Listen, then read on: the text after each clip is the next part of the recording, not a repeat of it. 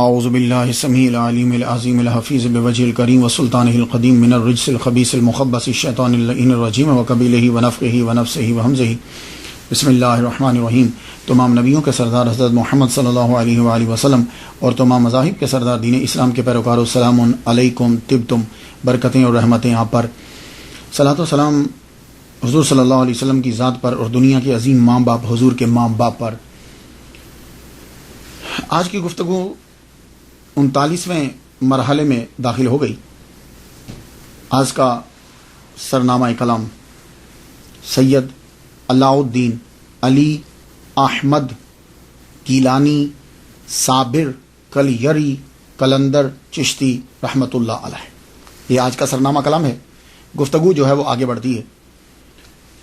تاریخ پیدائش آپ کی 1196 عیسوی ہے، جس کا 2013 جا رہا ہے، اور آپ نے روح کو خیرات کر دیا 1291 کے اندر۔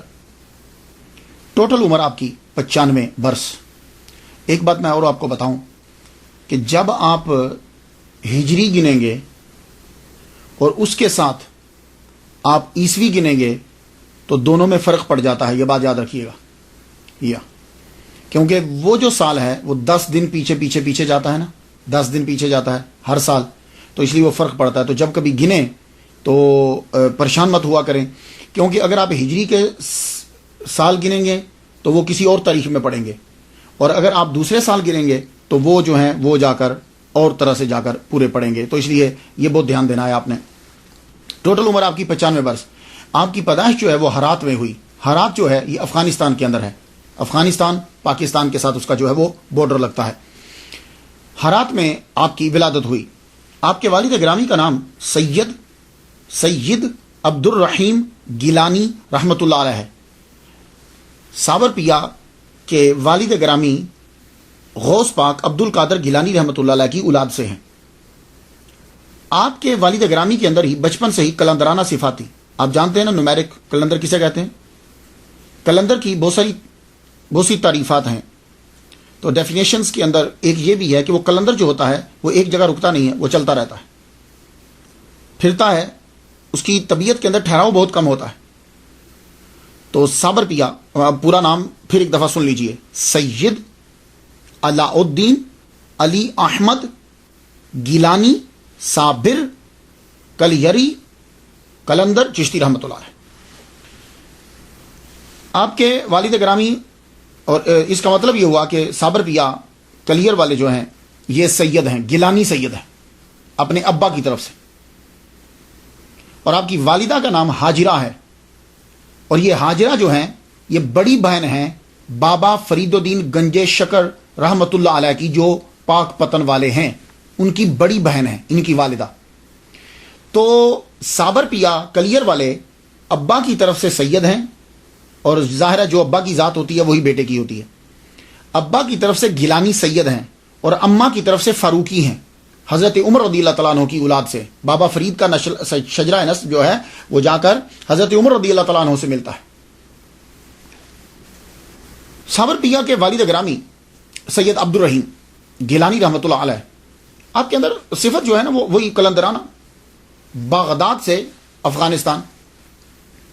تو تب جو اس دور کی جو میں بات کر رہا ہوں، تب یہ جو تھا نا عراق، ایران، افغانستان، قندھار، بخارا، بس یہ ایسے ہی سمجھ لیجیے کہ جیسے ایک ملک کے شہر ہیں، لوگ پھرتے رہتے تھے اس کے اندر۔ تو اب تو خیر یہ عراق علیحدہ ہو گیا، ایران علیحدہ ہو گیا، افغانستان علیحدہ ہو گیا، اب جب تعین کریں گے تو اور ہوگا۔ اس دور کے اندر تقریباً بغداد سے آپ چلتے ہیں، ہرات پہنچتے ہیں۔ ہرات جب آپ پہنچے تو ایک گلی سے گزر رہے ہیں، دروازے کے سامنے ایک بزرگ کھڑے ہیں، ان کا نام ہے جمال الدین۔ جمال الدین رحمۃ اللہ علیہ نے آپ کو روک لیا، کہتے ہیں سید زادے رکو۔ تو جب آپ کسی کو جانتے نہ ہوں اور وہ آپ کو نام لے کے پکارے، حیران ہوتے ہیں نا آپ۔ سید زادہ رک گیا، کہنے لگے سید زادے رکے، ادھر آؤ۔ گھر لے گئے، بٹھایا، کہنے لگے مجھے تمہاری بڑے عرصے سے تمہارا انتظار تھا، یا میں انتظار کر رہا تھا تمہارا، تم آ گئے، میرے پاس رکو اب. تو جب کوئی آدمی آپ کو وہ چیز بتا دے کہ جو سیکرٹ ہے تو آپ کا اعتماد بڑھ جاتا ہے کہ یہ آدمی کوئی چیز ہے. تو شیخ جمال الدین رحمۃ اللہ علیہ نے جب ان کو بتایا کہ تم سید زادے ہو، بغداد سے آئے ہو، میرے پاس رہو، میرے پاس ہی تمہارا فیض ہے، رک گئے. اور اللہ کی طرف سے بھی آرڈر ہوتا ہے، رکے. اب آپ نے ان کی ٹو چنگ تھے، آپ نے ان کی تربیت شروع کر دی، باطنی اور ظاہری دونوں علوم دی. جب آپ نے دیکھا کہ یہ اب ایک مقام پہ پہنچ چکے ہیں تو آپ نے اپنی بڑی بیٹی کا نکاح ان کے ساتھ کر دیا. کنہوں نے؟ شیخ جمال الدین فاروق رحمۃ اللہ علیہ. شیخ جمال الدین فاروقی کے 3 بیٹے اور 1 بیٹی. بڑا بیٹا اعزاز الدین، چھوٹے بیٹے بابا فرید الدین گنج شکر رحمۃ اللہ علیہ، اس سے چھوٹے بیٹے نجیب الدین متوکل. یہ 3 بیٹے اور بڑی بیٹی حاجرہ. تو یہ حاجرہ جو ہیں، بی بی حاجرہ، ان کا نکاح سید عبد الرحیم گیلانی رحمۃ اللہ علیہ سے کر دیا. تو جب ان کا نکاح کر دیا تو اب یہ قصبہ میں رہتے تھے، گاؤں میں. تو قصبہ سے شہر میں چلے گئے، ہرات کے شہر میں چلے گئے، شہر میں جا کے رہنے لگے. تو اللہ تعالیٰ نے سید عبد الرحیم گیلانی رحمۃ اللہ علیہ کو 1196 کے اندر بیٹا عطا فرمایا. اب ظاہر ہے کہ صابر پیا کے والد گرامی جو ہیں غوث پاک کی اولاد میں سے، اور جو ماں ہیں وہ بھی بڑے اتنے بڑے مفتی اور بزرگ کی بیٹی. تو ان کی ولادت سے قبل ہی خواب میں محمد صلی اللہ علیہ وسلم کا دیدار ہوا. پھر مولا علی شیر خدا رضی اللہ تعالیٰ عنہ کا بھی دیدار ہوا. دونوں کا جب دیدار ہوا آپ کی ولادت سے پہلے، تو ماں نے بچے کی ولادت پر نام رکھ دیا علی احمد. علی احمد، علی حضرت علی اور احمد محمد مصطفیٰ صلی اللہ علیہ وسلم کے نام پر علی احمد رکھ دیا. تو والد گرامی نے سید عبد الرحیم نے اپنے بیٹے کا نام علاؤ الدین رکھا. وہ علاؤ الدین پکارا کرتے تھے. یہ اکثر آج بھی ہوتا ہے. آپ چلے جائیں، دادا کسی اور نام سے پکارتے ہیں، ابا کسی اور نام سے پکارتے ہیں، فیملی کسی اور نام سے پکارتی ہے. اور مذہبی کرانا ہوگا تو نام بڑے اچھے ہوتے ہیں، 2-3 نام ہوتے ہیں. تو والد گرامی پکارتے ہیں علاؤ الدین کے نام سے، ماں پکارتی ہے علی احمد کے نام سے، کیونکہ ان کی ولادت سے پہلے محمد مصطفیٰ صلی اللہ علیہ وسلم کا دیدار ہوا ہے اور مولا علی کا دیدار ہوا ہے. کچھ نام سمجھ رہے آپ؟ تو سید تو وہ ہیں، علاؤ الدین ابا پکارتے تھے، علی احمد اماں پکارتی تھی، اور صابر یہ 12 سال کے کڑے ریاضت کے بعد، روزے کے بعد، بابا فرید الدین گنج شکر رحمۃ اللہ علیہ نے یہ صابر کا جو ہے وہ خطاب دیا. اب آپ سمجھ گئے. تو سید علی احمد صابر. تو کلیری، چونکہ کلیر میں آپ کا مزار شریف ہے، کلندر آپ نے جو مشرب اختیار کیا وہ کلندر ہے، اور چشتی وہ سلسلہ ہے آپ کا. تو چشتیہ کلندریہ بھی سلسلہ ہے. تو آپ صابریہ سلسلے کے بانی بھی ہیں. آپ کی عمر جب 5 سال ہوئی، 1201 کے اندر صابر پیا کلیری کلندر رحمت اللہ علیہ کی عمر 5 سال ہوتی ہے تو آپ کے والد گرامی کا سایہ سر سے اٹھ گیا. آپ کے والد گرامی جب دنیا سے چلے گئے تو والدہ ماجدہ آپ کو واپس پھر قصبہ میں لے آئیں، جہاں آپ کی فیملی ہے، جہاں آپ کے ابا اور رشتہ دار جو رہتے وہاں واپس آ گئے. واپس جب آئے وہاں رہنے لگے. تو بابا فرید الدین گنج شکر رحمۃ اللہ علیہ، انشاءاللہ جب ان کی گفتگو ہوگی تو میں آپ کو بتاؤں گا، وہ تب جا چکے تھے. ان کا ایک علیحدہ لائن ہے اور آپ اپنا ایک مقام بنا چکے تھے. واپس جب یہ آئے، یہاں رہنے لگی 9 سال جب عمر ہوتی ہے تو بڑی بہن حاجرہ ہرات سے لے کر اپنے بیٹے کو پاک پتن روانہ ہوتی ہیں. میں موجودہ نام لے رہا ہوں، پرانا نہیں، تاکہ آپ کو یاد رہے. پاک پتن یہ پاکستان کے اندر ہے. پاکستان کا صوبہ پنجاب ہے. صوبہ پنجاب سے ساہیوال کی طرف جب جاتے ہیں تو آپ پاک پتن ڈسٹرکٹ بن گیا ہے. پاک پٹن اس کو اس لیے کہتے ہیں، یہ اصل میں ہے پاک پٹن. تو یہ پاک پتن جو ہے، پتن پاک مینز ہوتا ہے کلین، پتن کہتے ہیں جس جگہ کے اوپر کشتی اور بوٹ آ کے لگتی ہیں اسے پتن کہتے ہیں. تو دریائے ستلج جب تب بہا کرتا تھا، بابا فرید الدین گنج شکر رحمۃ اللہ علیہ وہاں وضو کر رہے تھے. تو کسی نے یہ کہا کہ دیکھیے حضور، نہ تو پانی پاک ہے نہ جگہ پاک ہے، نہ تو پانی پاک ہے نہ جگہ پاک ہے. تو بابا فرید نے فرمایا نہیں، پاک پتن، یہ جگہ بھی پاک ہے پانی بھی پاک ہے. تو تب سے اس جگہ کا نام ہی پاک پتن پڑ گیا. اب آپ سمجھ گئے. تو میں پاک پتن ہی نام لوں گا کیونکہ لوگ اسے سمجھتے ہیں. اب تو پاک پتن جب پہنچی، سید علی احمد अलाउद्दीन अली अहमद साबिर गिलानी कलंदर चिश्ती रहमतुल्लाह अलैह 9 साल आपकी उम्र जब हो गई है तो आती हैं। तब आपकी खानकाह थी, तो आके कहने लगी अपने छोटे भाई से, बाबा फरीद उनके छोटे भाई हैं, कहने लगे मेरे बेटे को अपनी सरपरस्ती में ले लो, ये तुम्हारे पास रहेगा, इसे पढ़ाओ, इसे अपने पास रखो, ये यतीम है, तुम्हें सवाब भी होगा। कहा मेरी बहन सिर्फ यही नहीं, मैं ये कहता हूं कि तुम भी मेरे पास ही रह, आप भी यहीं रुक जाओ। कहने लगी नहीं, मैं यहां नहीं रुकती, जब तक मेरा बेटा माहौल से आगाही हासिल कर लेता है तब तक मैं यहां रुकती हूं। तो 9 साल के जब थे तो आप वहां रुके बाबा की खानकाह में, बाबा इनको पढ़ाने लगे इब्तदाई किताबें। 2 साल में इतना पढ़ लिया जितना दूसरे बच्चे 7 साल में पढ़ते, 2 साल के अंदर पढ़ लिया। अब जाहिर है मैं एक बात बता दूं आपको, अगर आप सिर्फ पढ़ाई पे ध्यान दें तो यकीन जानिए, मेरे डॉक्टर हुआ करते थे, डॉक्टर रशीद साहब फुत हो गए, मेरे वालिद ग्रामी पीर तालिब हुसैन या रहमतुल्लाह अलैह के डॉक्टर थे। वो कहा करते थे 4 घंटे अगर कोई मुसलसल पढ़े बिना किच किए, हम लोग हैं आप 4 घंटे कोई भी नहीं पढ़ता, वो कभी पेंसिल घड़ने लग जाते हैं, कभी कुछ करने लग जाते, 4 घंटे कोई मुसलसल पढ़े मुसलसल, तो वो कोई भी डिग्री हासिल कर सकता है, कोई से भी। तो अब 4 घंटे जब कोई पढ़े, तो जब जो 24 घंटे पढ़ता रहे, तो सैयद अलाउद्दीन अली अहमद साबिर गिलानी रहमतुल्लाह अलैह मुसलसल पढ़ते रहते, तो 2 साल में इतना इल्म हासिल कर लिया।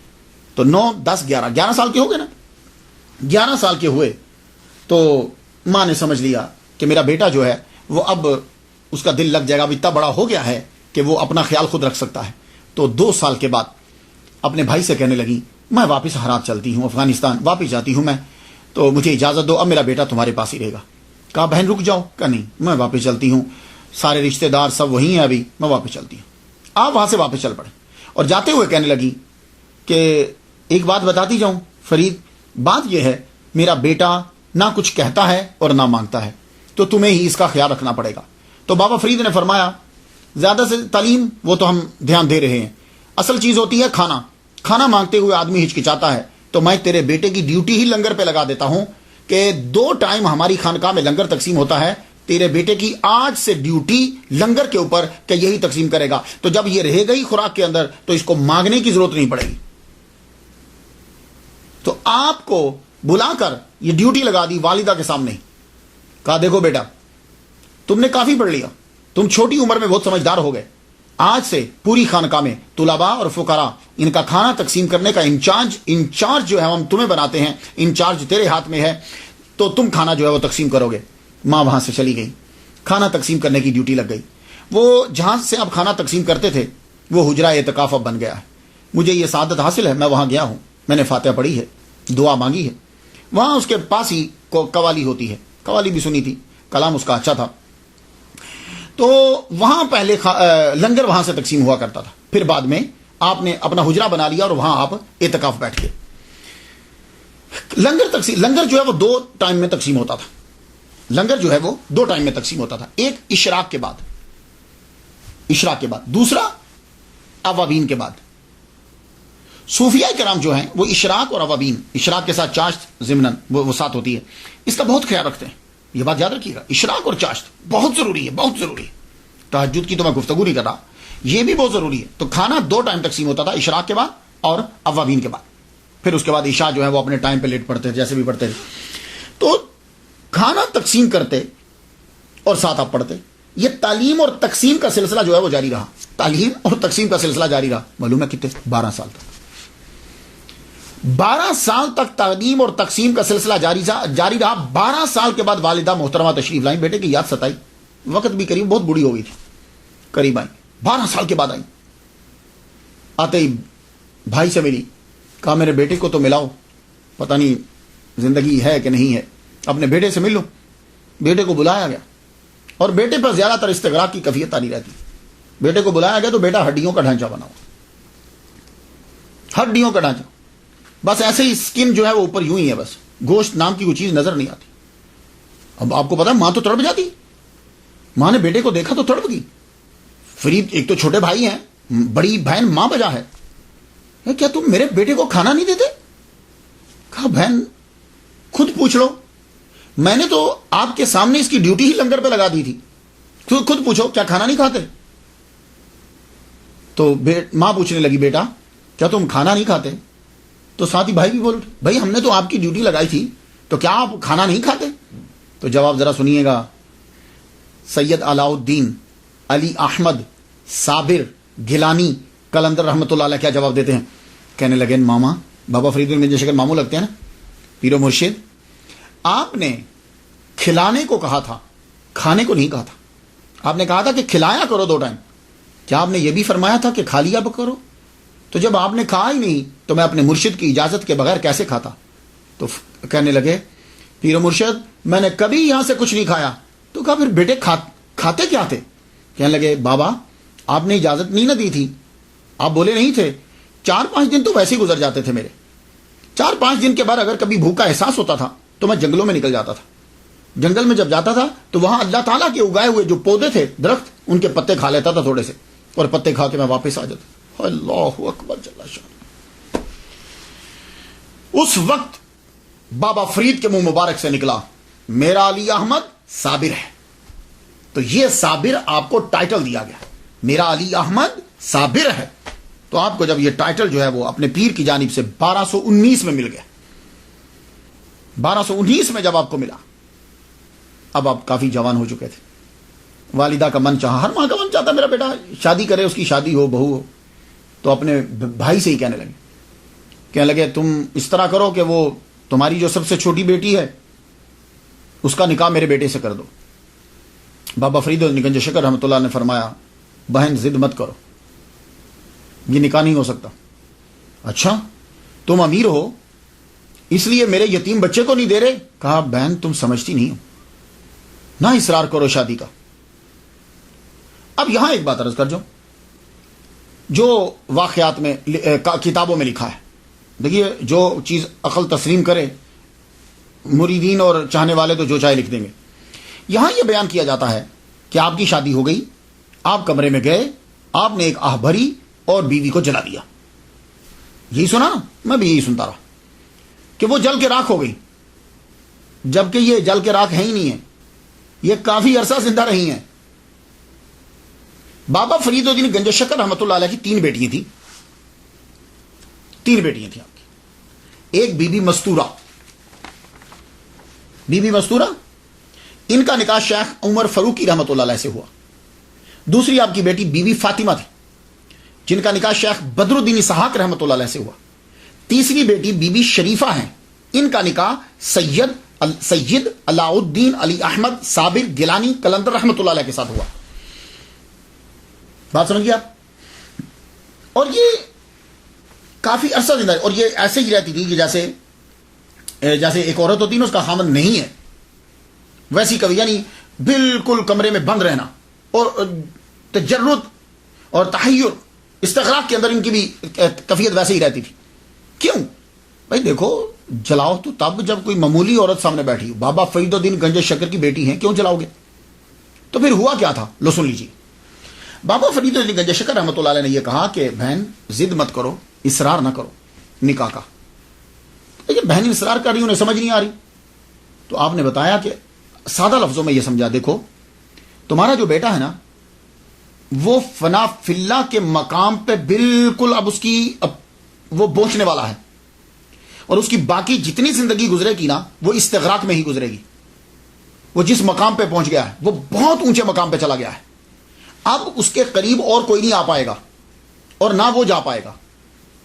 تو اس لیے آپ یہ نکاح نہ کرواؤ. لیکن بہن نے جب ضد کیا, نکاح ہو گیا. اب جب نکاح ہوا تو آپ کہاں بیٹھا کرتے تھے؟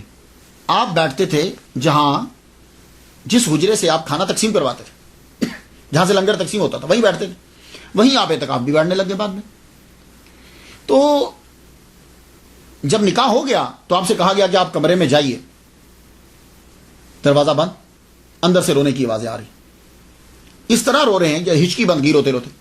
تو اندر سے جب رونے کی آوازیں آ رہی ہیں, بابا فرید واپس آ گئے. پھر بابا فرید گئے, دیکھا تو اندر سے رو رہے ہیں. آپ نے دروازے کو تھوڑا سا ہاتھ لگایا, دروازہ کھل گیا. اندر گئے, اٹھا کے باہر لائے تو بولے کہ کیا وجہ کیا ہے, کیوں رو رہے ہو؟ فرمانے لگے اب اللہ نے مجھے دنیا سے الگ کر دیا ہے. جملے سنیے گا, یہ جملے دماغ کو اپیل کرتے ہیں. مجھے دنیا سے اللہ نے الگ کر دیا ہے. رجال الغیب اور اولیاء کے سوا مجھے کوئی مل نہیں سکتا. یہ فنا فی اللہ کا مقام ہوتا ہے کہ آدمی ہر ایک شے ختم ہو جاتی ہے. تو صابر پیا کلیری جو ہیں وہ تو بہت اعلیٰ مقام میں تھے, اس مقام میں بہت اعلیٰ درجے پہ پہنچ چکے تھے. آپ نے پھر اس وقت کہا اپنی بہن سے, میں نہیں کہتا تھا کہ تم یہ نکاح نہ کرو. تو اس کے بعد بی بی شریفہ نے ساری زندگی جو ہے وہ ویسے ہی گزار دی. تو آپ جو ہیں اس کے بعد کیا ہوا کہ استغراق میں پھر چلے گئے. استغراق استغراق استغراق, اہلیت گم. پھر آپ کی والدہ ماجدہ جو ہیں ان کا وصال ہو گیا. ایک دن بیٹھے ہیں, پھر اس کے بعد دوبارہ بھی آپ کی ڈیوٹی یہی لگ گئی. استغراق سے باہر آتے, کبھی تو کئی دن گزر جاتے, کھانا تقسیم کرتے, پھر استغراق میں چلے جاتے, کھانا تقسیم کرتے, پھر کئی سال گزر گئے. اس کے بعد بھی کئی سال اسی طرح ہی گزر گئے. ایک دن کیا ہوا, بابا فرید گنج شکر رحمۃ اللہ علیہ خواب دیکھتے ہیں. خواب کے اندر قطب الدین بختیار کاکی رحمۃ اللہ علیہ جو ان کے پیر ہیں وہ تشریف لائے. انہوں نے علی احمد صابر گیلانی رحمۃ اللہ علیہ ان کو بھی پکڑا اور بابا فرید الدین گنج شکر رحمۃ اللہ علیہ کو بھی لیا. دونوں کو لے کے چل پڑے. چلے تو ایک حال میں داخل ہوئے, بہت خوبصورت کمرہ جیسے ہوتا ہے, محمد مصطفیٰ صلی اللہ علیہ وسلم جلوہ فرما ہے. ان کے سامنے لا کے دونوں کو کھڑا کر دیا. دونوں کو جب کھڑا کیا تو محمد مصطفیٰ صلی اللہ علیہ وآلہ وسلم نے علی احمد صابر گیلانی رحمۃ اللہ علیہ کو بلایا. قریب جب گئے تو آپ کی پشت پر ہاتھ رکھا. پشت پہ ہاتھ رکھ کے تو حضور صلی اللہ علیہ وآلہ وسلم نے فرمایا ھذا ولی اللہ, یہ اللہ کا ولی. یہ جملہ کہا, بابا فرید گنج شکر رحمۃ اللہ علیہ صبح اٹھے. اٹھتے ہی جب گئے کمرے میں تو دروازہ بند تھا. پھر اشراق کے بعد گئے, دروازہ جو ہے وہ کھلا. آپ اب اٹھایا, انہیں اٹھا کے باہر لے آئے. باہر لا کر اونچی جگہ پہ بٹھا دیا.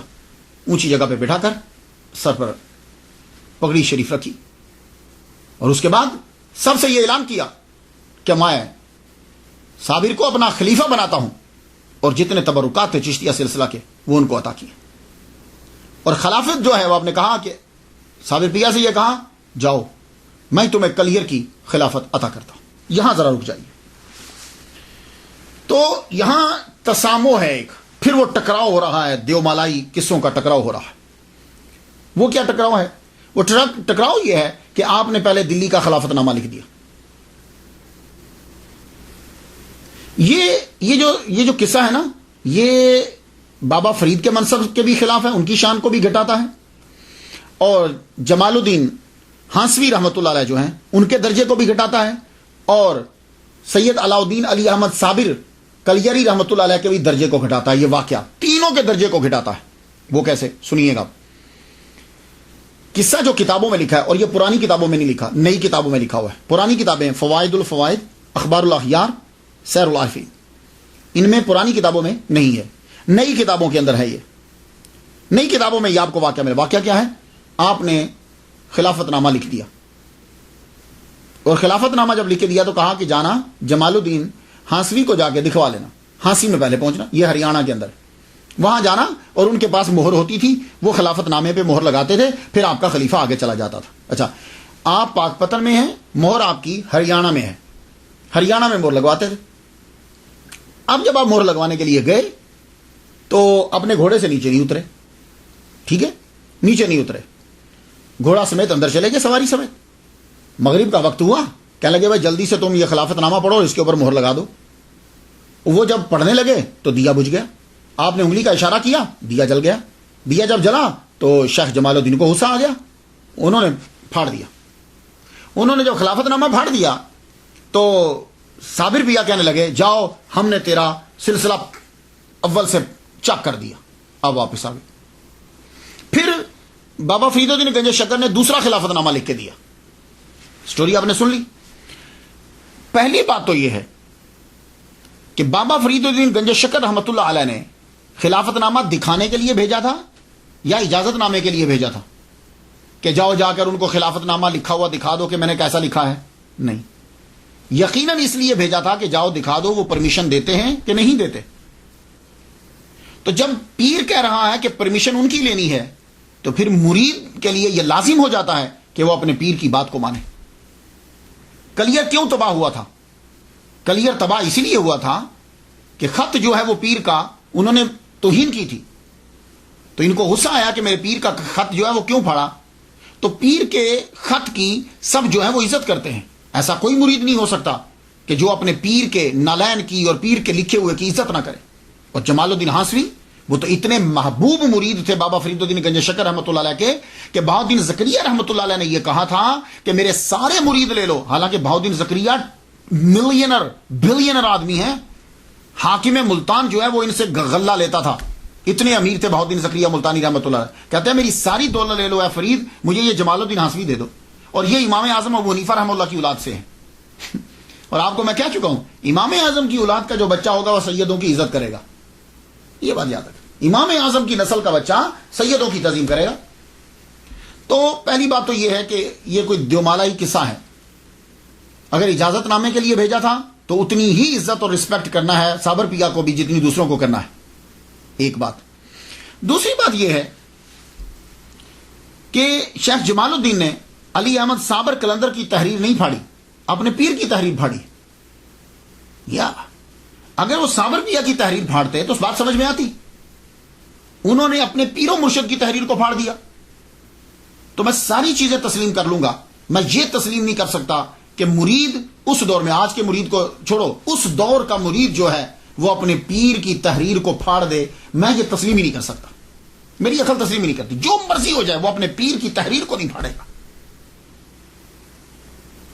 وہ تو اپنے پیر کے نالین کی تعظیم کرتے ہیں, لکھے ہوئے کی کیسے تعظیم نہیں کریں گے, کیسے پھاڑ دیں گے؟ تو ایسا نہیں ہوتا. یہ بات یاد رکھیے گا, کیونکہ سارے اولیاء کرام جو ہیں وہ مولا علی سے فیض لیتے ہیں. اور مولا علی کیا ہے؟ مولا علی کو میرے نبی نے یہ کہا تھا, اے علی میرے نام پہ کاٹا پھیر دو, کراس پھیر دو, مٹا دو. کہا یا رسول اللہ جو ہو جائے, میں یہ نہیں کر سکتا, میں آپ کے نام پہ کراس نہیں پھیر سکتا. تو جو مرید ہوتے ہیں نا, جو بیعت کر لیتے ہیں, وہ اسی طرح عزت کرتے ہیں. تو مولا علی کا وہ فیض اب سارے اولیاء میں چل رہا ہے. ہاں یہ بات میں یہ تسلیم نہیں کرتا. سٹوریاں جو مرضی ہوتی رہیں وہ ہوتی رہیں. اور دوسری بات یہ ہے کہ بعد میں انہوں نے کلیئر کی خلافت لکھ دی. تو بابا نے جب بعد میں کلیئر کی خلافت لکھی تو پہلے لکھ دیتے.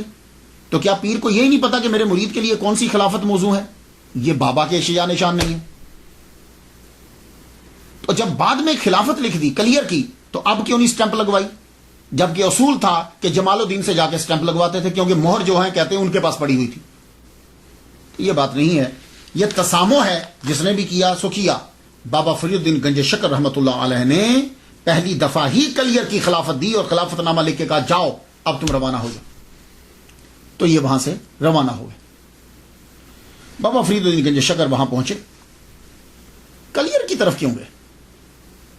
بابا فرید نے کلیئر کیوں بھیجا؟ اس لیے کہ جو طبیعت تھی بابا علی احمد صابر کلیری رحمۃ اللہ علیہ کی, جو طبیعت تھی وہ بالکل آپ کی طبیعت کے موافق تھا. یہ ماحول جنگل میں ٹیلا, مختصر سی آبادی, بس وہیں جاؤ. اب آپ وہاں پہنچے. جب آپ وہاں کل پہنچتے ہیں تو بابا فرید الدین گنج شکر رحمۃ اللہ نے آپ کو اکیلا نہیں بھیجا, آپ کے ساتھ علیم اللہ ابدال کو بھیج دیا. یہ آپ کے ساتھ گئے. وہاں جاتے ہی آپ نے ایک بڑھیا عورت کے گھر میں جو ہے وہ ڈیرا لگایا, نام اس کا گلزاری ہے. اس کے گھر میں جب ڈیرا لگا دیا تو انہوں نے سر آنکھوں پہ رکھا. آپ یہ جو کلیئر ہے, بادشاہ کی حکومت تو تھی لیکن برائے نام تھی, دہلی کے زیر اثر تھا لیکن برائے نام اثر تھا. اس قلعے کو فتح کیا تھا ابو صالح نے. آرمی آئی تھی یہاں, پڑاؤ کیا تھا انہوں نے. تو جب پڑاؤ کیا تھا تب ایک مسجد بنا دی تھی. تو مسجد جب آرمی نے بنائی تھی تو اچھی مسجد, وہ ایک ہی جامع مسجد تھی. اور وہاں ایک قاضی بھی مقرر کیا. اس قاضی کا نام, مفتی کا نام تھا تبرک. اب یہ بہت دور تھا, جنگلات میں ٹیلا, مختصر سی آبادی. زیادہ تر لوگ جو ہیں وہ یہاں کے غریب تھے, مزدور تھے, یا وہ کھیتی باڑی کرتے تھے یا وہ لکڑیاں جو ہیں وہ بیچتے, اور آدھی مزارے اور آدھی ساہوکاروں کی نوکر, ان سے پیسے لیے مقروض سب کے ساتھ. تو ایک وہاں بڑا آدمی تھا, نام اس کا تھا قیام الدین. یہ قیام الدین جو ہے, جو قلعہ تباہ ہو چکا تھا, اس قلعے کو دوبارہ سے تعمیر کر کے اسی قلعے کے اندر رہنے لگ گیا تھا. یہ قیام الدین، اور یہی ذمہ دار جو ہے، یہی وہاں اقتدار اسی کا تھا، اسی کا اثر و رسوخ چلتا تھا، اور قاضی جو ملا تھا وہ اسی کا نوکر بنا ہوا تھا۔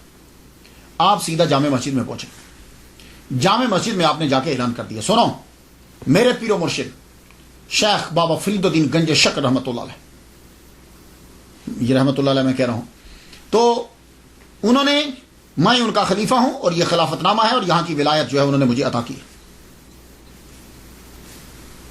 یہ کہہ کے واپس آ۔ جب آپ نے یہ کہا، اب بات آہستہ آہستہ لوگوں میں پھیلنے لگی، تو غریب لوگ آپ کے پاس آنے لگے، آپ نے ان کو بتلایا کہ اسلام کیا ہوتا ہے، توحید کیا چیز ہے، اور جب انسان توحید اختیار کر لیتا ہے تو پھر سب برابر ہو جاتے ہیں۔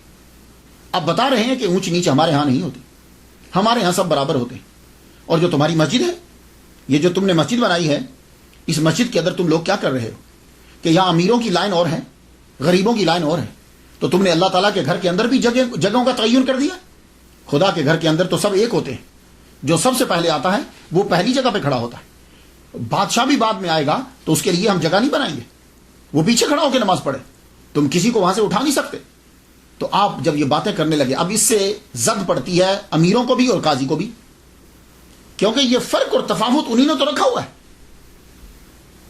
اب قاضی نے جا کے قیام الدین سے بات کی، ذمہ دار سے کہنے لگا، سن ذمہ دار، یہ جو بابا آیا ہے تجھے کو سمجھ اس کے بارے میں تم نے سنا ہے؟ کہتا ہے کہ میں یہاں کا صاحب ولایت ہوں، یہاں کی خلافت میرے پاس ہے، میرے بابا نے، ہم نہیں جانتے کسی بابا کو، یہ سب جادوگری ہے، ایسے بہت سے شبدہ باز یہاں آتے ہیں، اور دیکھ تو دھیان نہ دینا، اور اگر تو اس کی طرف چلا گیا تو سن، تیری ذمہ داری بھی، سرداری بھی جائے گی۔ اور ساہوکاروں سے جا کر دیکھا، یہ سب کو برابری کا سبق دے رہا ہے، تمہاری ساہوکاری گئی۔ اب امیروں کو، اب یہ سارے لوگ ذمہ دار، ساہوکار اور یہ دین کے ٹھیکیدار اکٹھے ہو گئے۔ اکٹھے جب یہ ہو گئے تو اب یہ لوگوں کو دھمکانے بھی لگے، ڈرانے بھی لگے، وہ بیچارے مظاہرے تھے، غریب تھے، آہستہ آہستہ لوگ بابا سے پیچھے ہٹنے لگے۔ یہ لوگ دیکھتے رہتے کہ بابا کے پاس کون جاتا ہے، جو جاتا پھر چیک کرتے کہ یہ کس کے زیر اثر ہے، ساہوکار کے یا ذمہ دار کے، جس کے زیر اثر ہوتا وہاں سے دھمکا دے۔ سارے لوگ ہٹ کے 5 بندے بچ گئے، ٹوٹل 5 آدمی بابا صابر پیا کلیئر کے ساتھ لگ گئے، صرف 5 بندے رہ گئے۔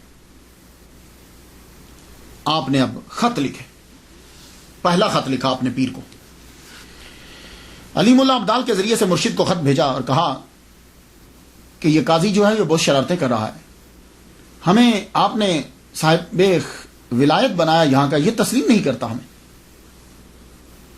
تو بابا فرید الدین گنج شکر رحمۃ اللہ علیہ نے پہلا خط لکھا، اور خط کا مخاطب قاضی تھا، قاضی سے یہ بتایا میرا نام کیا ہے، اپنا بتانے کے بعد کہا ہم نے اس کو یہاں کی ولایت دی ہے، اور قرآن کی آیات بھی لکھی اور حدیث مبارکہ بھی لکھی، اور کہا کہ تم شرارتوں سے باز آ جاؤ۔ بہت نرمی سے خط لکھا۔ وہ خط لے کے علیم اللہ ابدال جب واپس آئے، سب سے پہلے بابا نے پڑھا، صابر پیا نے پڑھا، پڑھنے کے بعد وہ خط قاضی کو بھیج دیا۔ علیم اللہ ابدال جب قاضی کے پاس وہ خط لے کر گئے، قاضی نے پڑھتے ہی اس کو پھاڑ دیا، جب پھاڑا تو دے دیا علیم اللہ ابدال کو، کہا یہ لے۔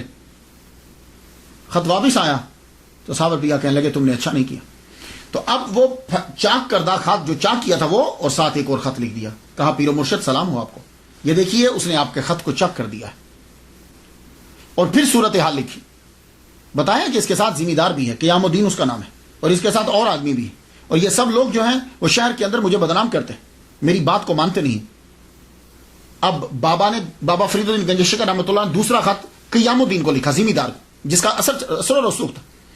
اب جب علیم اللہ ابدال دوسرا خط لے کر آئے تو آپ نے خط پڑھا، اور خط ویسے ہی قیام الدین کے گھر میں بھیج دیا۔ علیم اللہ ابدال جب وہاں خط لے کر گئے تو وہیں قاضی موجود تھا، قاضی تبرک وہیں موجود تھا، وہیں پر۔ اب جب اس نے خط دیکھا اور علیم اللہ سمجھ گیا، خط لیتے ساری سے چھوڑیے حضور، یہ اسی طرح کے خط لیتے رہتے ہیں، آپ کو پریشان ہونے کی ضرورت نہیں ہے۔ اب جب وہ خط کی توہین کر رہا تھا تو زلزلہ آنے لگ گیا، کانپی زمین، ایک دم سے کانپی، اسے ڈر ہوا کہ کہیں چھتیں گرنا ہے، چھوڑیے حضور ابھی رک جائے گی، یہ تو ویسے ہی پہاڑی کے اوپر ذرا ہلتا رہتا ہے۔ وہ پھر ایک دم واپس آ گیا، ٹھیک ہے۔ قاضی نے اب لے کے خود خط پھاڑ ڈالا، دوسرا خط پھر پھاڑ ڈالا، اور ذمہ دار اس کے ساتھ۔ اب جب دوسرا پھٹا ہوا خط لے کر گئے تو اب تیسری مرتبہ پھر علیم اللہ ابدال کو بابا فرید الدین گنج شکر رحمۃ اللہ علیہ کے پاس بھیج دیا صابر پیا نے۔ جب تیسری مرتبہ گئے تو اب بابا نے جب 2 خط اپنے جب اس نے چاک کر دیے تھے، اب بابا نے تیسرا خط لکھا، صابر پیا کلیئر رحمۃ اللہ علیہ کو تیسرا خط لکھا۔ تیسرے خط میں یہ تھا، ایک جگہ میں عبارت پڑھتا ہوں کہ یہ تمہاری بکری ہے، چاہے ذبح کرو چاہے دودھ دو، اور ایک جگہ لکھا کہ کلیئر ہم نے تمہارے حوالے کر دیا۔ تیسرا خط جب یہ آیا، مفہوم دونوں کا یہی ہے کہ ہم نے کلیئر کو تیرے حوالے کیا، اب تیری مرضی۔ تیسرا خط جب آپ کے پاس آیا، آپ نے اس کو لپیٹا، رکھ لیا پاس۔ رکھنے کے بعد جمعہ کی نماز جب ہوتی تھی تو جمعہ میں لوگ اکٹھے ہو جاتے، آبادی تو کم تھی لیکن بڑے بڑے سب لوگ جو ہیں وہ آ جاتے تھے، ذمہ دار وہ لوگ نماز بڑی پڑھتے تھے۔ جمعہ کی نماز میں آئے تو بابا کیا کیا، بابا صابر پیا کلیئر رحمۃ اللہ علیہ سیدھا مسجد سے اندر چلے گئے، اندر جا کے مصلی کے پاس بیٹھ گئے۔ جب آپ مصلی کے پاس بیٹھ گئے تو بندوں نے کہا اٹھو یہاں سے، یہ قاضی کی جگہ ہے۔ آپ نے فرمایا ہم کتب ہیں، اور کتب جو ہوتا ہے وہ قاضی سے افضل ہوتا ہے، تم ہمیں یہاں سے اٹھا نہیں سکتے۔ 3-4 بندے اٹھے اور آپ کا کلندرانہ لباس تھا پرانا، ہاتھوں سے پکڑ کے گھسیٹتے ہوئے باہر لے گئے۔ باہر جب لے گئے اور آپ کے بندوں کو بھی نکال دیا اور مسجد کے باہر کے دروازے سے بھی باہر نکال دیا، آپ وہاں کھڑے ہو گئے، اللہ پاک سے کہنے لگے دیکھا یا اللہ ہمیں نماز پڑھنے ہی نہیں دے رہے۔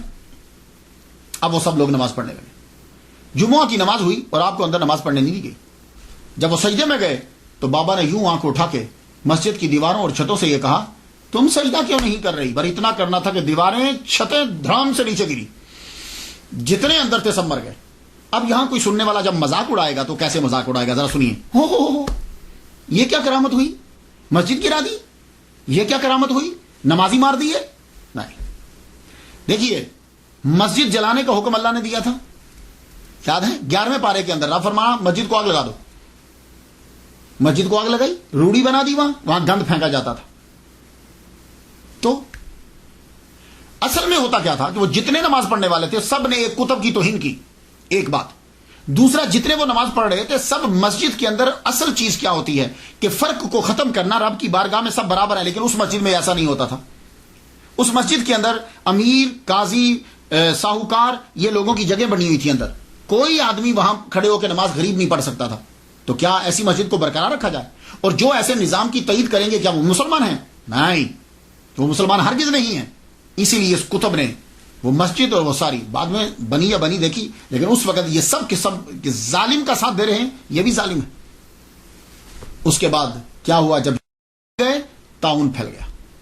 طاعون پھیلا تو عورتیں اور بچے جو بچے ہوئے تھے وہ بھاگے، جو کچھ بچ گئے تھے آگ لگ گئی جنگلات میں۔ جنگلات کو جب آگ لگی تو پھر وہ باقی بھی بھاگ گئے۔ اب صرف بچا تو پیر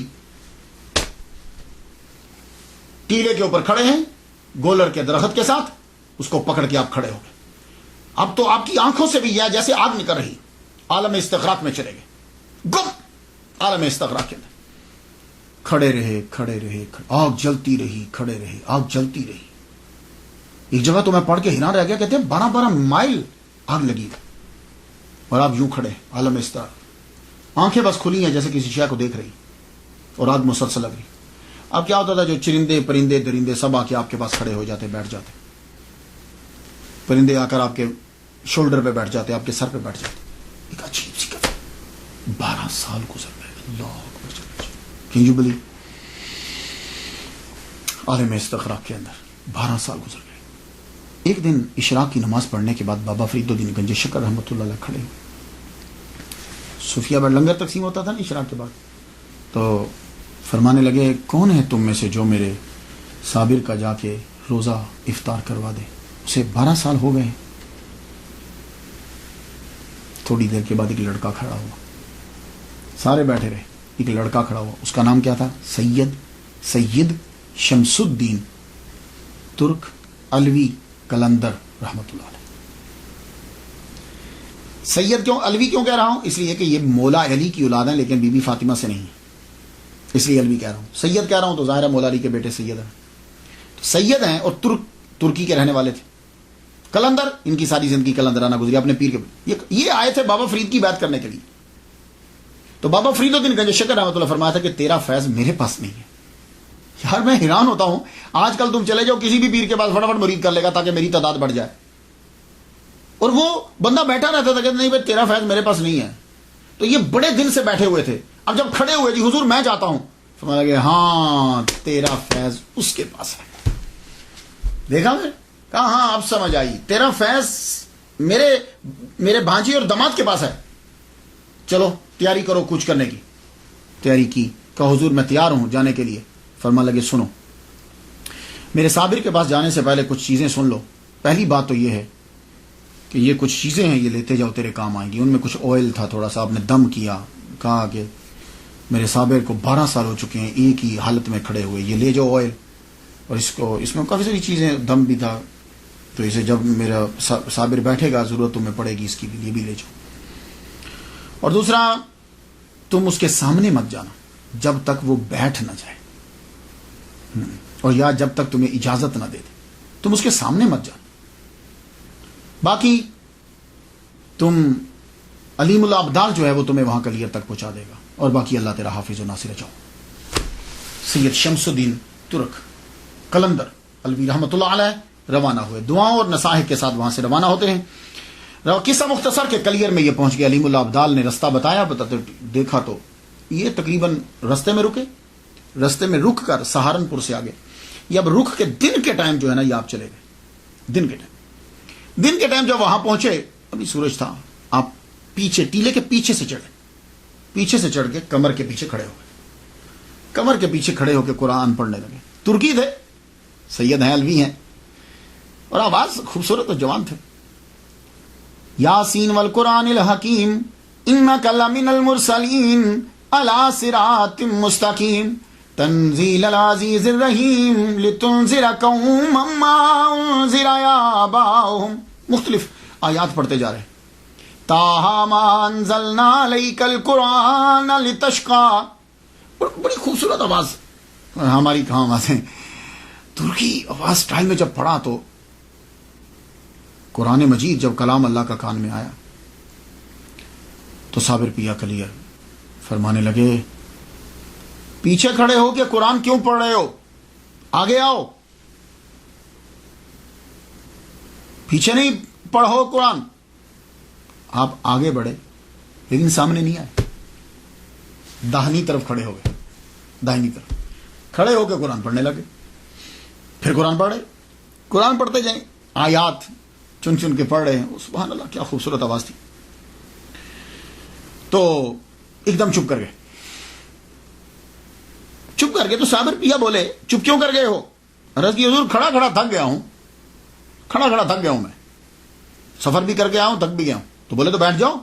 کہا حضور آپ کھڑے ہیں اور میں کیسے بیٹھ سکتا ہوں؟ کہنے لگے اچھا تو چلو پھر ہمیں بٹھاؤ۔ تو آپ وہ جنبش، ہاتھ نے جنبش کی، قرآن کی پاور، آپ نے پیچھے سے نا یوں کمر کو پکڑا، آگے ابھی بھی نہیں آئے، پیچھے سے یوں کمر کو پکڑا۔ اب 12 سال سے جب ایک حالت میں کھڑے ہیں تو آپ کیا سمجھتے ہیں کہ عذاب میں ابھی طاقت ہے موو کرنے کی؟ نہیں، عذاب ایسے کہ ایسے ہوئے۔ آپ نے پیچھے سے پکڑ کر یوں اپنے جسم کے سہارے سے آپ کو پیچھے لا کے وہ درخت کے تنے کے ساتھ آپ کو یوں ایسے رکھ دیا۔ جب نیچے بیٹھ گئے تو اب سامنے آئے، اللہ اکبر جل شانہ، اب سامنے آئے تو اب قرآن پڑھنے لگے۔ قرآن جب پڑھنے لگے، پڑھتے پھر رک گئے۔ تو صابر بھی پوچھتے آپ کیوں رکے ہو؟ کہنے لگے حضور شام ہونے والی ہے تو مجھے جلدی واپس پاک پتن جانا ہے۔ اللہ اکبر جل شانہ، مجھے پاک پتن جانا ہے تو میں پہنچ نہیں پاؤں گا۔ پاک پتن کا نام سنا نا جب تو آنکھوں میں آنسو آ گئے۔ بولے ہمارے مرشد کے شہر سے آئے ہو؟ ہمارے مرشد کے شہر سے آئے ہو؟ 12 سال کے بعد آواز سن رہے ہیں۔ کہا ہاں حضور میں بابا فرید کے شہر سے آیا ہوں، انہوں نے مجھے بھیجا ہے، تو اگر آپ مجھے اپنی غلامی میں مستقل رکھ لیتے ہو تو پھر تو میں رہ جاتا ہوں، ورنہ مجھے جانے دیجیے۔ کہنے لگے نہیں، تم ہمارے فرزند ہو، رکو، تم ہمارے پاس رکو۔ کہا اچھا مرشد ٹھیک ہے۔ قرآن شروع کر دیا، قرآن جب پڑھنا پھر رک گئے۔ کہا اب کیا ہوا، آپ کیوں رکے ہو؟ کہا حضور بھوک لگ گئی ہے کچھ کھانے کو۔ فرمان لگے تو وہ گولر توڑو نا، وہ گولریاں توڑو اور ان کو پکا کے تو کھاؤ۔ اب جب پکائے گئے تو سامنے رکھ دیے لا کے۔ تو کہا کھاتے کیوں نہیں؟ کہا حضور کیسے کھاؤں، آپ نہیں کھائے، مرشد نہیں کھائے گا تو میں کیسے کھا لوں؟ کہا اچھا چلو لاؤ۔ اللہ اکبر جل شانہ، خود وہ ابالتے پانی میں ابال کے بنا نمک کے ابال کے پیر کو دی، خود کہیں کیا کہنے تھے۔ پھر آگے بڑھے، اپنے مرشد کو جو ہے نا وہ جو بابا فرید نے تیل دیا تھا وہ تھوڑا تھوڑا لگایا، ہاتھوں کو، پنڈلیوں کو لگایا، خود ان کی اپنی کرامت تھی، یہ بابا کے تیل کی کرامت تھی، خود ان کی زبان میں بڑا اثر تھا، جو منہ سے کہتے تھے وہ نکل جاتا، فوراً پورا ہو جاتا تھا. لیکن یہ تو ایک ویسے ہی ظاہری سبب ہے، جسم نے کچھ جنبش. کہنے لگے شمس الدین پانی لاؤ نا، ہم وضو کریں. وضو کروایا، پھر جتنی نمازیں تھیں سب پڑھی، مغرب بھی پڑھی، عشاء بھی پڑھی.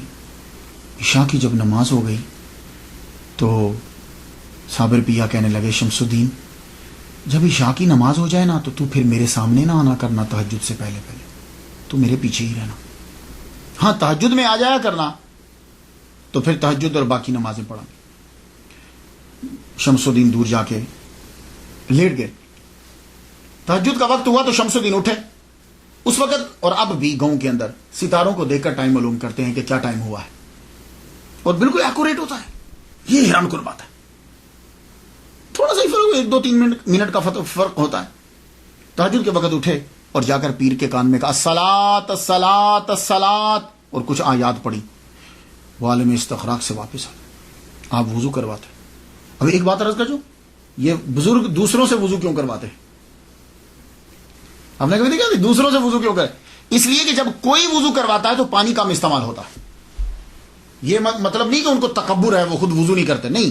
جب کوئی آپ کو وضو کروائے گا تو آپ پانی کم استعمال کریں گے، اور جب آپ خود وضو کریں گے تو پانی کا استعمال زیادہ کریں گے. اس لیے بزرگان دین کسی سے وضو کرواتے تھے تو ایک لوٹے میں وضو بھی ہو جاتا تھا. اور اب آپ دیکھ لیجئے مسجد میں جاتے ہو کتنا پانی استعمال کر دیتے ہو. تو وضو جو ہے وہ کیا. وضو کرنے کے بعد تہجد، پھر فجر، پھر اشراق، اس کے بعد پھر استغراق. پھر اس طرح سارا دن پھر آپ جو ہے نماز.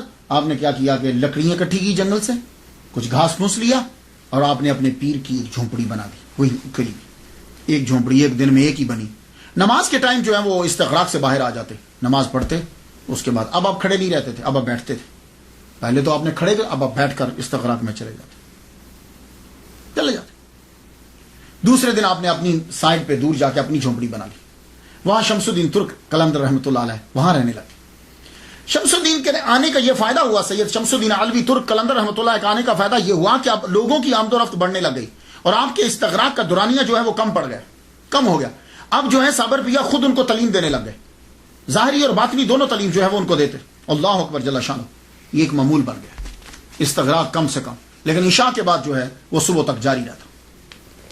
صبح تک یہ جاری رہتا، لوگوں کی آمد و رفت ہونے لگ گئی، اور یہ خبر پھر دور دراز تک بھی جانے لگ گئی. لوکل لوگ بھی آتے اور باہر سے لوگ بھی آتے. لیکن وہ پہلے شمس الدین بتاتے کہ اب کون سا وقت ہے، اس وقت میں تم جا سکتے ہو کہ نہیں جا سکتے. تب لوگوں کا سامنا ہوتا. اگر آپ اجازت نہ دیتے تو کوئی آگے جا نہیں سکتا تھا. اور جب کوئی دہلی سے آتا، نظام الدین اولیاء رحمۃ اللہ علیہ جو ہیں وہ آپ کے بڑے ہمراز اور آپ کے بڑے قریبی تھے، بڑے محبت کرنے والے تھے.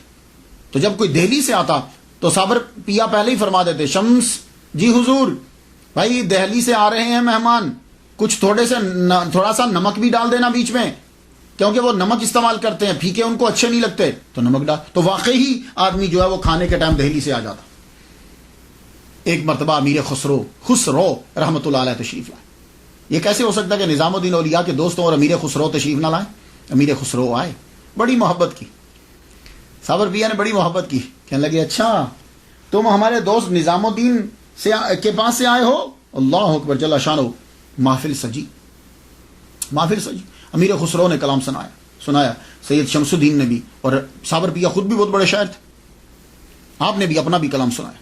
اور کہنے لگے امیر خسرو سے تم بہت اچھا کلام کہتے ہو، ہم خوش ہوئے تم سے، اپنے مرشد کو جا کے ہمارا سلام کہنا. عالم استغراق میں پھر چلے گئے. امیر خسرو واپس گئے. جب واپس پہنچے نظام الدین اولیاء رحمۃ اللہ علیہ نے استقبال کیا آپ کا. یار کتنی محبت کرتے تھے ایک دوسرے سے یہ لوگ. استقبال کیا کھڑے ہو کے. کہنے لگے تم نے میرے بزرگوار کو دیکھا، دوست کو دیکھا تم نے؟ کہا جی ہاں حضور میں نے دیکھا.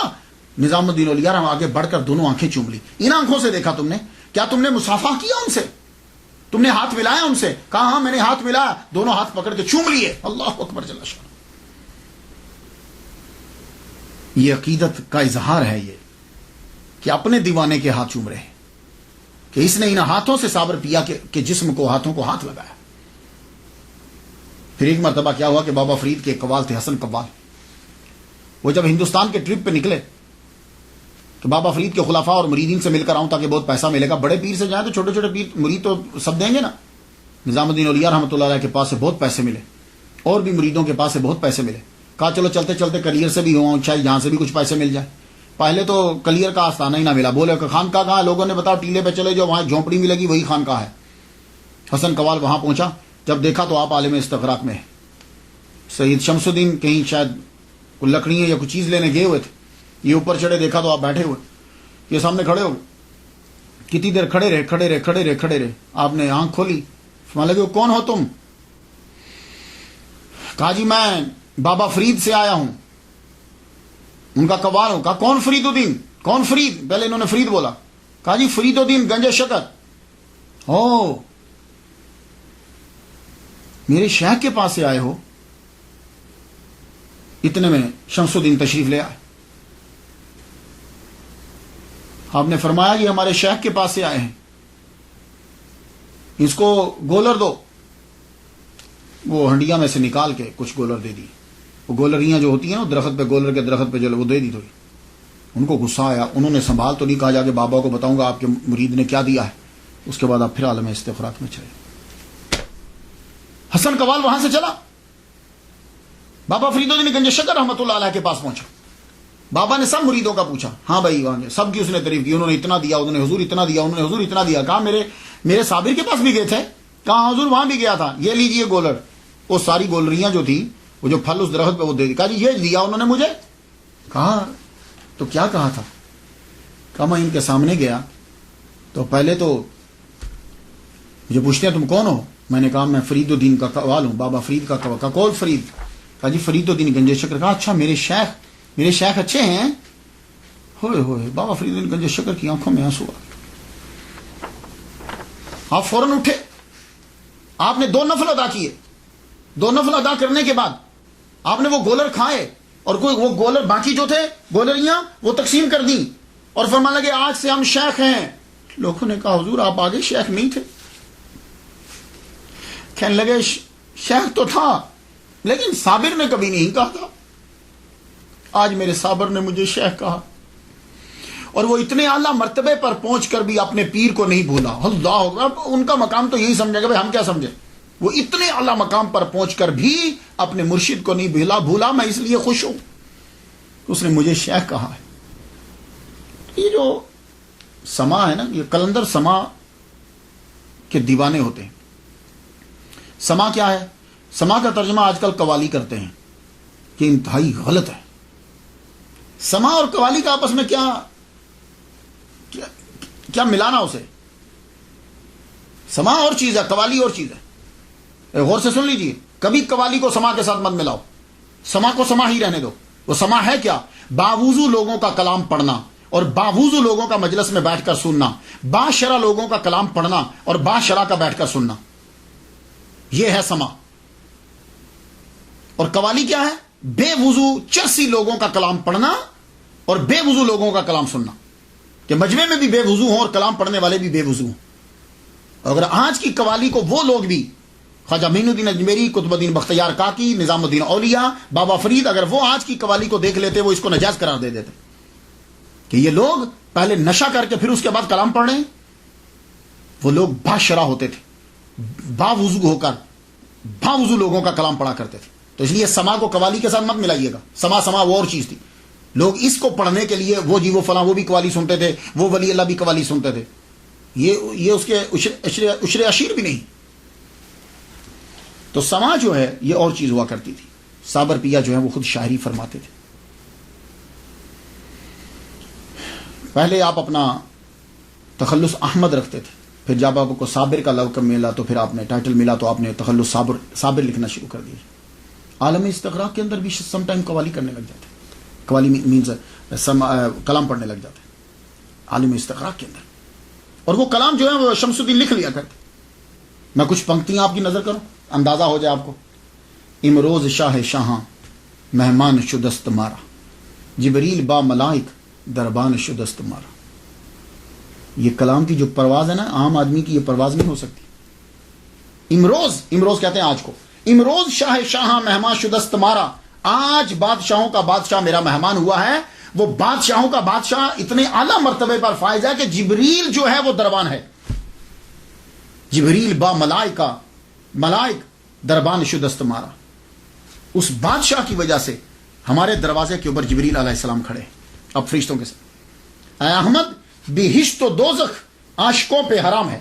احمد بہشت و دوزخ بر عاشقاں حرام است.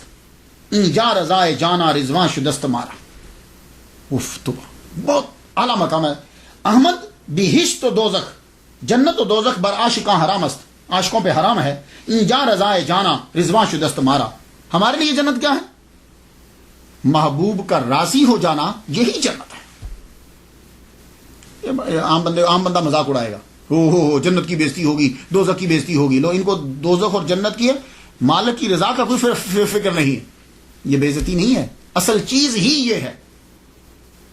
یہ ولایت ہے ہی, صوفیزم ہے ہی, یہ کہ رب کی رضا کو مقدم رکھنا ہے, باقی چیزیں نہیں.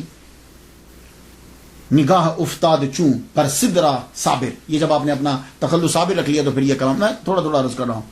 نگاہ افتاد چوں بر سدرا صابر ز گرمی نگاہ من سدرا سخت. فرماتے ہیں کہ جب نگاہ اٹھا کر صابر نے سدرا کی طرف دیکھی تو میری آنکھ کی گرمی کی وجہ سے سدرا کو آگ لگ گئی. اب لوگ اس پہ اعتراض کریں گے لیکن اس کو سمجھ نہیں آئے گی وہ کیا کہہ رہے ہیں. آپ کے ملفوظات بھی ہیں, بہت خوبصورت گفتگو آپ نے کہی. لوگ جب آتے تھے ان میں سے چند سنا دو. اے فرزند آدم, اللہ کہتا ہے, اور وہ کلام سنانے کہ اللہ تمہیں یہ کہتا ہے میں نے تمام اشیاء تمہارے لیے بنائی ہیں اور تجھ کو اپنے لیے, پھر تو اپنے آپ کو دوسروں کے دروازے پہ کیوں ذلیل کرتا ہے.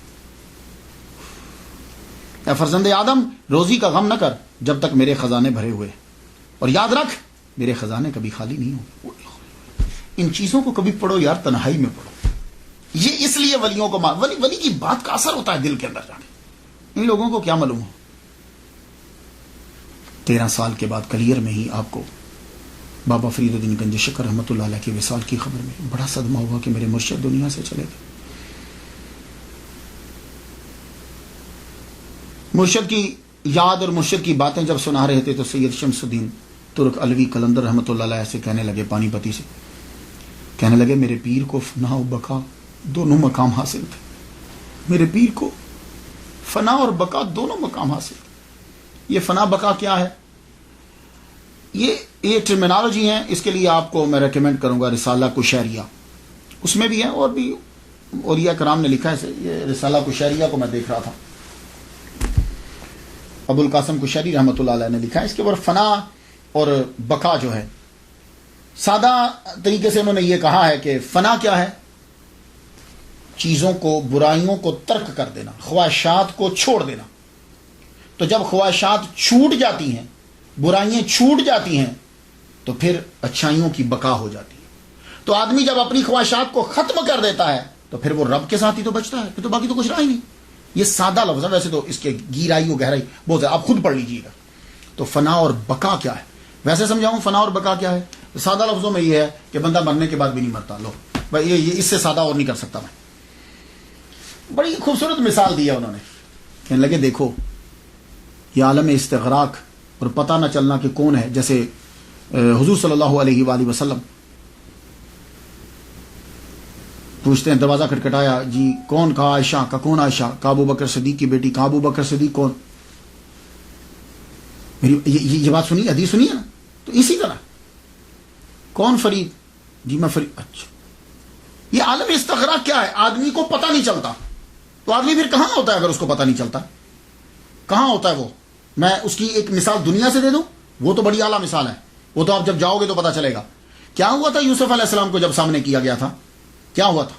قطان ایدیہن, یہی تھا نا. فلما رأیناہ اکبرناہ وقطان ایدیہن, وہ عورتوں نے اپنے ہاتھ کاٹ لیے اور کچھ پتہ ہی نہیں چلا. انگلیاں کاٹ لی, جس کو کل بول دیا ہے, انگلیاں کاٹ لی, پتہ ہی نہ چلا. یہ عالم استغراق کی قدرہ مثال ہے. عورت کو تکلیف بڑی جلدی ہوتی ہے, کانٹا بھی چپ جائے, انگلیاں کاٹ رہی, اس کو خبر نہیں ہو رہی. کیوں؟ اس لیے کہ رب تعالی کا ایک چھوٹا سا, ایک ادنا سا کرشمہ, ایک قدرت, ایک نبی کا معجزہ ہے. اس نے ان کو ہر شے سے ہٹا دیا, ان کو خبر نہیں ہو رہی. تو اب مجھے اتنا بتا دو کہ جو ڈائریکٹ خدا تعالیٰ کی ذات کا مشاہدہ کر رہا ہوگا اسے کیا خبر ہوگی؟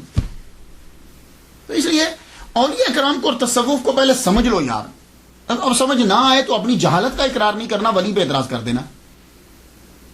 تو یہ اب آپ سمجھ گئے ہوں گے وہ شادی کے ٹائم عالم استغراق میں آپ کا رہنا, بعد میں آپ کا رہنا, وہ کیا ہے, اور دنیا میں جو خبر نہیں آ رہی ہے فنا اور بقا. یہ تو میں ادنا سی مثال آپ کو میں نے دے دی. تو جب فنا اور بقا کی گفتگو ہو رہی تھی تو سید شمس الدین کہنے لگے پیر و مرشد ایک بات تو بتائیے, فنا بقا ہوتا کیا ہے؟ کہنے لگے شمس ہم تجھے وقت آئے گا تو دکھا دیں گے, چھوڑ کیا بتانا, دکھا دیں گے تجھے. تو اب سن, غور سے سن. 19 سال خدمت انہوں نے کر لی شمس الدین ترک قلندر رحمۃ اللہ علیہ نے. 19. کہنے لگے اب سن, تو اب چلا جا کے روزی روٹی کما. روزی روٹی جب تو کما لینا تو سن, میرا وصال ہو جائے گا تو آ جانا. تو کفن لیتے آنا, خوشبو نہ لانا, خوشبو فرشتے لے آئیں گے. تو غسل جو ہے نا, بس تو سوچنا غسل ہو جائے گا. جو چیزیں تمہیں کرنا ہے نا تو سوچتے جانا, بس کفن لے آنا. تو کہا مرشد مجھے پتا کیسے چلے گا کہ آپ دنیا سے چلے گئے ہو؟ کہا سن, تو جا کے آرمی میں مزدوری کرنا, جا کے وہاں داخل ہو جانا فوج میں. جس دن تمہاری فوج کے سارے دیے بجھ جائیں, صرف تیرے خیمے کا دیا جل رہا ہو تو سمجھنا میرے مرشد کا وصال ہو گیا, تو میرے پاس آ جانا, باقی ہم کر لیں گے. اور سن, جب میری تجہیز و تکفین کر لینا تو 3 دن تک رکنا, اس کے بعد چلے جانا, پھر واپس نہ آنا. یہ ساری وصیتیں کر کے سید شمس الدین ترک قلندر علوی رحمۃ اللہ علیہ پانی پتی کو روانہ کر دی, اور جگہ بھی بتا دی کہ کہاں جا کے رکنا ہے تم نے. آپ واپس دہلی آ گئے. دہلی میں آپ کے خاندان کے لوگ فوج میں تھے, آرمی کے اندر تھے.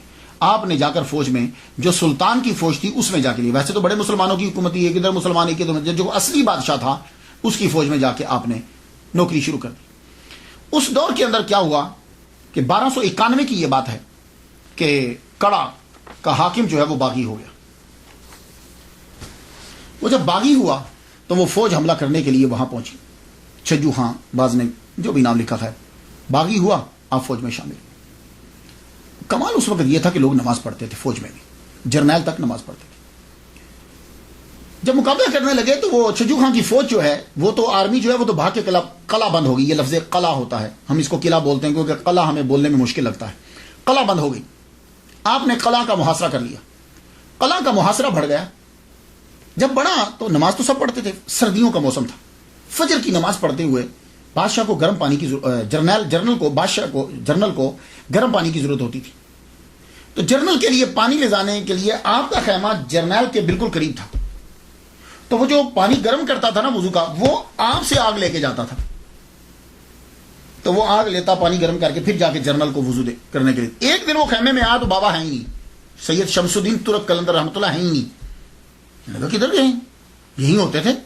یوں دیکھا تو پاس ہی تالاب تھا, تو تالاب کے کنارے پہ بیٹھے وضو کر رہے ہیں. اتنے ٹھنڈے پانی سے وضو کر رہے ہیں. جا کے دیکھنے لگا, کہنے لگا ہو سکتا ہے پانی گرم ہو, مجھے ٹھنڈا لگتا ہو. اس نے بابا اٹھ کے جب ادھر آ رہے, یہ ادھر سے گیا, جا کے دیکھا تو جہاں سے بابا جہاں بیٹھے ہوئے تھے وہاں پانی گرم تھا. اس نے سائڈ پہ ہاتھ لگایا تو پانی ٹھنڈا. ہو سکتا ہے میرا وہم. آیا واپس. دوسرے دن پھر آیا. اب ادھر نہیں گیا, خیمے میں نہیں گیا, وہاں لکڑی لوں گا جلاؤں گا, وہیں سے پانی لے لوں جہاں سے بابا وضو کرتے. اب جب آپ وضو کر کے اٹھے, آپ واپس ادھر آنے گئے, یہ سائڈ سے جا کے وہاں سے پانی لیا تو گرم, اور سائڈ پہ ہاتھ لگایا تو پانی ٹھنڈا. پانی لے کے گیا تو جرنیل پوچھتا ہے, سیناپتی پوچھتا ہے, کہتا ہے آج پانی تو جلدی لے آیا, آگے دیر لگاتا تھا.